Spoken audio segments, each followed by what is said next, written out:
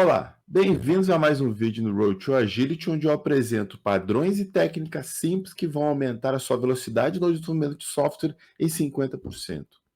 Essa combinação de padrões e técnicas é fruto de muito estudo e experimentação dos projetos quais eu participei, sempre buscando velocidade na entrega de valor baseado em inovação de forma sustentável. E hoje eu quero tratar de um ponto muito importante. Na verdade, talvez seja um dos temas mais difíceis, um dos momentos no desenvolvimento de software onde o projeto está começando, as informações chegam e nem sempre a gente consegue visualizar o que precisa ser feito. Várias perguntas surgem em termos de tecnologia, em termos de necessidades, de contextualização dentro da empresa. Mas por que isso acontece? Né? Por que é tão difícil às vezes? Então é exatamente esse ponto que eu quero tratar hoje. A granularidade errada. Mas o que eu estou considerando como a granularidade errada? Que eu defino aí como a granularidade te deixando mais lento. Porque quando a granularidade está errada, há um descompasso entre a informação que é analisada e trabalhada pelos times de produtos, gerentes, e que o time de desenvolvimento precisa para efetivamente construir a solução. E esse descompasso ele causa estresse e ele aumenta o volume de reuniões de definição. E é exatamente as reuniões para definição que são a causa, que são, digamos, uma tentativa de compensar essa granularidade. Quanto maior a granularidade, o descompasso entre o requisito, a informação que chega para o time, a etapa que ele está e o que ele precisa produzir, maior vai ser o número de reuniões de definição e maior vai ser o atraso ou a lentidão para o desenvolvimento do software. Claro que ele também vai impactar em outras coisas, como o board. Possivelmente, a lista de atividades que o time vai desenvolver, elas estarão numa granularidade diferente que vai impactar a transparência. Olha a bola de neve que vai gerar. Para facilitar o entendimento do que eu estou querendo mostrar para vocês, então eu peguei 3 fotos aqui, 3 imagens de um F-16. O F-16 é um caça, é um avião de combate, e aqui tem a primeira imagem, onde apresenta só a silhueta dele. Se você vai descrever com base na silhueta dele, o que pode ser falado? Ou seja, a gente tem uma ideia do corpo, a gente sabe que ele tem uma cauda, que ele tem possivelmente um motor ali atrás para ele se deslocar, tem a entrada de ar abaixo do bico, tem uma antena no bico, tal, ele é monoposto, mas é isso. Do ponto de vista estratégico de um caça, de um avião de combate, é possível falar que, bom, ele parece ter um único motor, é um único piloto, então assim, ele não vai trabalhar com redundância em termos de motor, né? Ele tem uma entrada de ar abaixo do cockpit, né? Então as características em termos de velocidade dele, essas não vai ser um avião grande, né? Então tem várias possibilidades aí. Vocês estão vendo como está sendo difícil eu definir direitinho as características desse avião para ele ser construído? Ou seja, com base nessa silhueta, eu posso especular, eu posso pensar numa estratégia de negócio e, eventualmente, definir uma linha de trabalho. Mas eu não consigo entrar em detalhes de construção. Então vamos na segunda. Aqui. Aqui a gente já vê o avião de frente. Opa! Então eu vejo as asas. Agora, combinando o que eu tenho embaixo, eu sei que tem uma entrada de ar, eu não vejo entrada de ar nessa imagem de frente, mas pela imagem lateral da silhueta, eu sei que tem. Eu vejo a cauda longa dele, e aí eu vejo que tem 2 asas ali, ó, as asas traseiras eu não conseguia ver na foto da silhueta, né? Do mesmo jeito, eu vejo que agora ele pode carregar mísseis nas asas, 2 tanques, ou seja, a informação já fica um pouco melhor assim. Então, eu já consigo pensar, poxa, a asa precisa ter engate para os mísseis, eu preciso ter 3 cabides nas asas, tem míssil na extremidade das asas também, das duas, coisa que eu não via na silhueta. Do mesmo jeito, eu tenho as asas traseiras. A gente já tem uma ideia de várias conexões ali que a asa precisa ter, né, que os cabides precisam ter tipos de míssil. Poxa, eu tenho um míssil de um tipo, ou seja, eu tenho vários tipos de mísseis em cada cabide da asa. Então eu tenho conectores diferentes, né? Eu vou ter sistemas ou integrações diferentes, né? Então vocês estão vendo que conforme o nível de abstração vai ficando mais detalhado, a minha granularidade vai diminuindo, eu vou conseguindo ver mais longe, ver mais detalhes. E no terceiro, aí eu já vejo, poxa, características, eu já consigo especular aqui do motor, né, do rotor ali, de coleta de ar, eu já vejo a asa, poxa, a asa tem diversas especificações ali para direcionamento do ar na frente da asa, eu já vejo, eu já posso pensar em materiais específicos no bico, na cauda, eu já vejo os freios ao lado das asas traseiras, então assim, eu já vejo a coisa em muito mais detalhes, detalhes técnicos, porque eu vou ver detalhes, eu vou discutir detalhe técnico do motor. Vou até aumentar aqui um pouco para facilitar. Aí vocês vejam a diferença dos requisitos. Eu tenho uma silhueta onde eu posso definir estratégia, tamanho do avião, né, algumas características gerais, número de pilotos, enfim. Já conforme a coisa evolui, eu já vejo integrações, formato da asa, carga bélica, tanques de combustível, ele vai suportar mais tanques, menos tanques.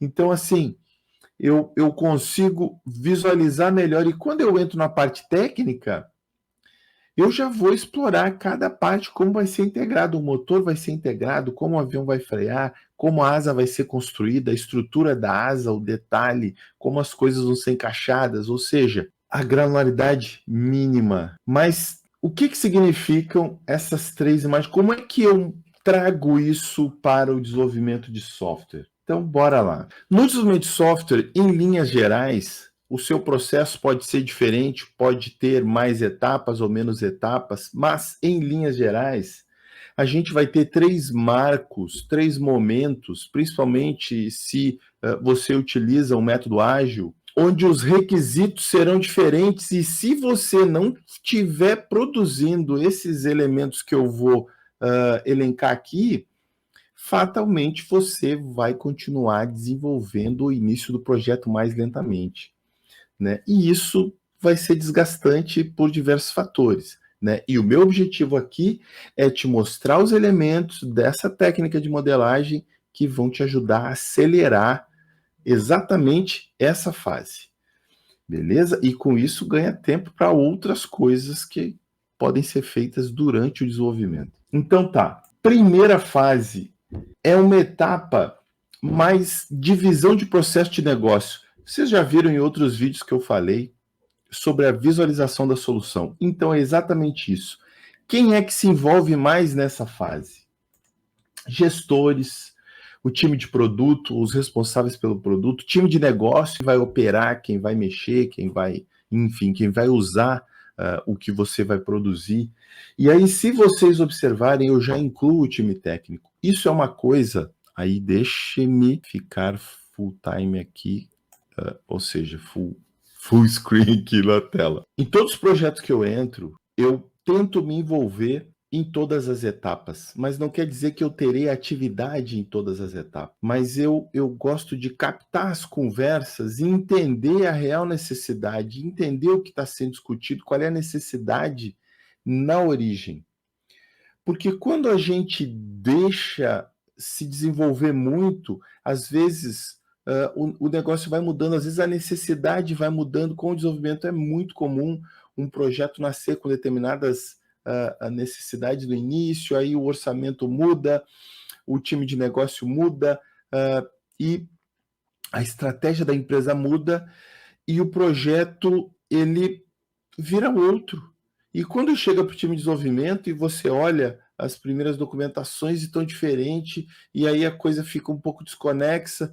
Então, é importante você acompanhar desde o início, se possível, e se não for possível, você já entrar na primeira etapa que conseguir se envolver, mas não necessariamente para opinar. A participação técnica nesse momento ela é muito pequena, praticamente nula, eventualmente como um consultor para tirar uma dúvida ou outra. Mas o real interesse nessa etapa é você conseguir visualizar pegando as percepções direto do pessoal de negócio e principalmente tentar captar a oportunidade corporativa, ou seja, a oportunidade de negócio que os gestores estão trazendo para aquela solução que vai ser desenvolvida.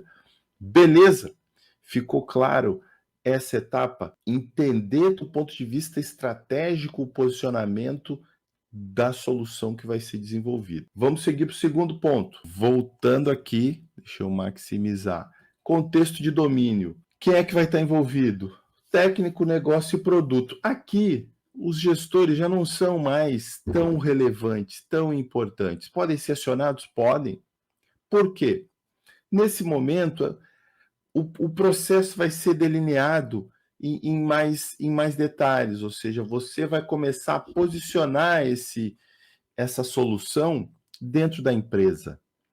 E, claro, começar a visualizar o problema com todas as suas peculiaridades, assim. Poxa, haverão outros times envolvidos? Quais são os limites dessa solução? Qual é a entrada dela? É o usuário que faz a entrada? É um outro sistema que faz a entrada? É um parceiro que faz a entrada? Então você começa a identificar quais serão os módulos dessa, ou eventualmente sistemas que farão parte dessa solução. E nesse ponto, o produto é muito importante, o time de negócio um pouco menos, porque às vezes na automação do processo ou na modelagem da solução é feito um realinhamento do processo de negócio, então com oportunidades de otimização.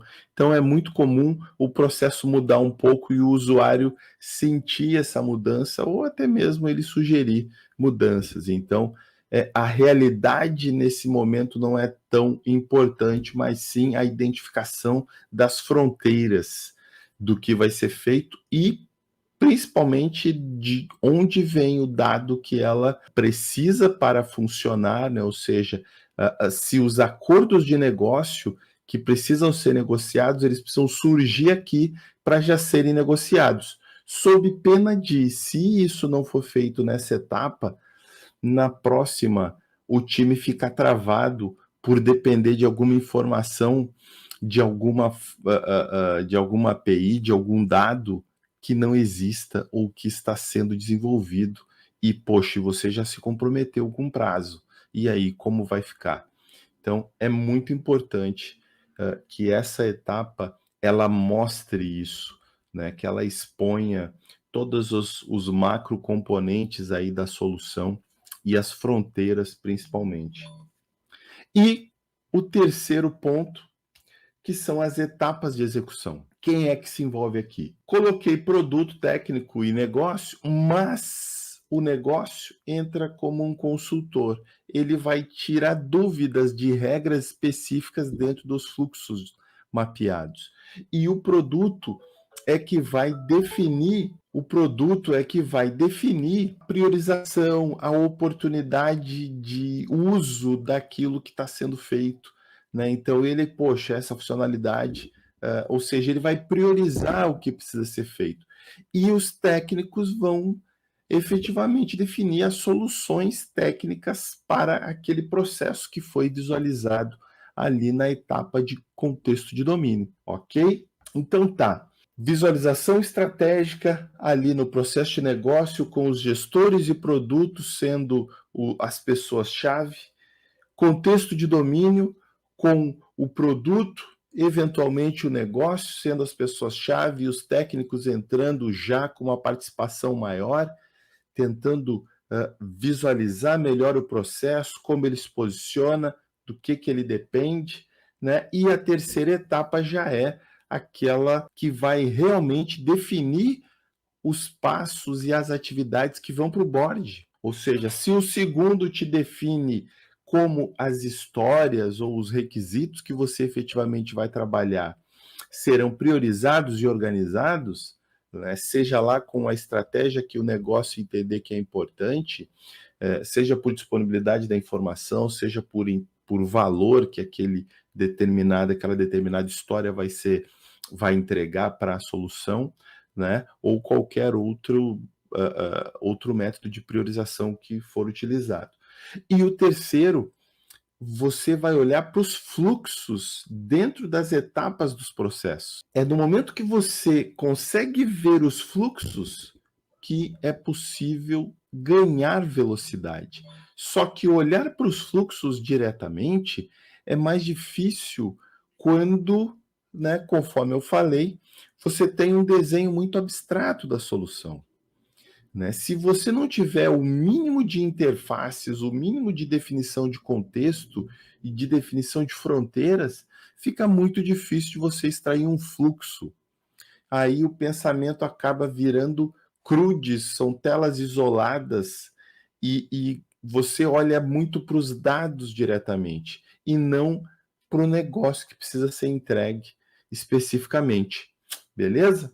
Então tá, para tentar melhorar um pouco o entendimento e o que precisa ser produzido. Ou seja, conforme a etapa que foi trabalhada, o que você precisa ter para saber que está funcionando, que ela foi produtiva.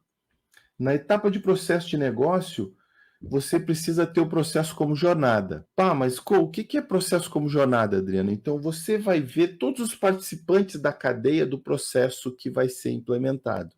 Ou seja, a solução vai aparecer ali, se eu estou, como eu fiz antes, ali um e-commerce, eu vou ver quem vai trazer o produto, quem vai cadastrar o produto no e-commerce, quem vai pesar, quem vai medir, vai precificar. Ou seja, eu verei a cadeia. Uma vez que eu consiga ver essa cadeia, eu consigo evoluir e entender quem faz o que dentro dessa cadeia. E quem faz o que é o que? Domínio, né? É o contexto de domínio. Onde eu vou pegar essa jornada e eu vou dividir em grandes blocos, em grandes partes. Cada grande parte vai me definir uma relação. Poxa, como esse subprocesso se identifica, como o cadastro do produto no inventário disponibiliza esse produto para o carrinho ou para o showroom para ele ser comprado. Como o showroom possibilita que o meu cliente compre esse produto? Como ele vai pagar esse produto?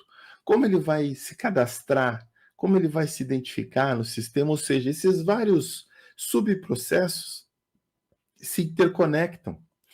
E essa interconexão você descobre nessa etapa. Não tente descobrir isso junto com a avaliação da jornada. Apesar de poder ser feito junto, você vai perder a oportunidade de explorar mais o mapa da solução e ver os reais pontos onde você pode complementar ou que você pode apoiar a sua solução. Que pode acontecer de você querer definir um contexto que ele já foi, já está sendo trabalhado por outro time. Então, assim, você atrasar os detalhes, aí é importante a gente lembrar da arquitetura limpa, né? Ou seja, deixe os detalhes, mantenha as opções abertas, deixe os detalhes para depois.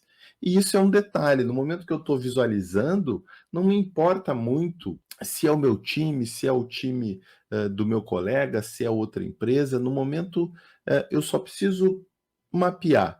Mapeou, beleza, agora vamos ver quem é o dono disso, quem é o dono daquilo. Né? Então, que aí os donos surgem, no momento que surgem os donos, cada um tem o seu cronograma, há uma interface, há uma relação de dependência, e aí eu consigo priorizar devidamente quais módulos eu vou trabalhar e eu já posso começar a alimentar o meu board. Com esses temas, com os épicos, eu já consigo definir algumas oportunidades de entrega. Eu não sei o tamanho, E aí o tamanho vai surgir exatamente quando eu fizer o detalhamento dos passos de cada subprocesso em fluxos, né? Ou seja, cadastro de produto. Poxa, o que precisa acontecer no cadastro de produto? Eu vou atualizar o inventário, eu vou publicar um evento, eu vou medir o produto, eu vou cadastrar o código de barra, ou seja, eu terei as etapas, os passos. No momento que eu tenho os passos, eu tenho cenários, porque cada passo ele faz parte de uma geração de dado ou de uma consulta de dado, né? Então, eu consigo separar esses passos em escrita e leitura. E no momento que eu separo em escrita e leitura, eu consigo ver dentro da escrita o que é novo, o que é atualização, ou seja, o que é reuso, e aí priorizar devidamente, né? Se eu vou escrever, o que eu preciso olhar? Né? Então, e aí eu fico com digamos, com uma objetividade muito grande para conseguir montar o board com a especificação técnica efetiva. Aqui eu posso usar o vocabulário técnico para realmente complementar aquilo. Então, quais são os elementos que a última etapa precisa produzir? É o sujeito, quem vai fazer, o que vai ser feito, o que eu preciso considerar ou verificar para fazer, que são as condições, o que eu vou gerar de efeito colateral, o que eu vou gerar como resultado da execução dessa operação, né? E aí eu consigo definir a história a ser desenvolvida, né? E o número de condições que eu vou cobrir dentro dessa história é o que vai definir a complexidade dela, beleza? Bom, gente, vamos lá.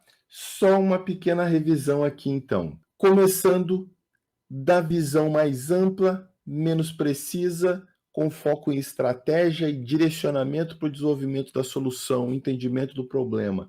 Eu começo pelo processo de negócio, com os gerentes e produtos, e gerentes de produtos ou time de produto tendo prioridade, tendo mais relevância nessa etapa. Eles geram a visão para a gente. Claro que os técnicos já participam com o objetivo de entender a ideia da solução a ser desenvolvida. Lembre-se que a arquitetura, primeiramente, é atender a necessidade de negócio. Ele precisa dar suporte a isso. Contexto de domínio é a etapa onde você vai identificar todas as interconexões e as dependências, ou seja, as relações entre as etapas ou os módulos do processo ou contextos, ali partes isoladas do processo, dependências externas e entre, né, os processos que você mesmo vai fazer, vai descobrir os donos, né, e vai entender essa solução em mais detalhes. Uma vez que você entendeu, mapeou os contextos, você já consegue aí sim olhar para os passos de cada contexto e a partir do sujeito, das ações, das condições e o resultado esperado, escolher os cenários que serão implementados e alimentar aquele board que vai deixar a sua sprint fluindo naturalmente. Beleza? Bom, pessoal, era isso que eu queria trazer hoje para vocês. Coloque isso em prática, que eu garanto que vai trazer muitos benefícios e um impacto positivo aí no seu dia a dia. Beleza? Bom, gente, era isso. Esse é o Road to Agility. Eu sou o Adriano Ribeiro. Valeu, gente.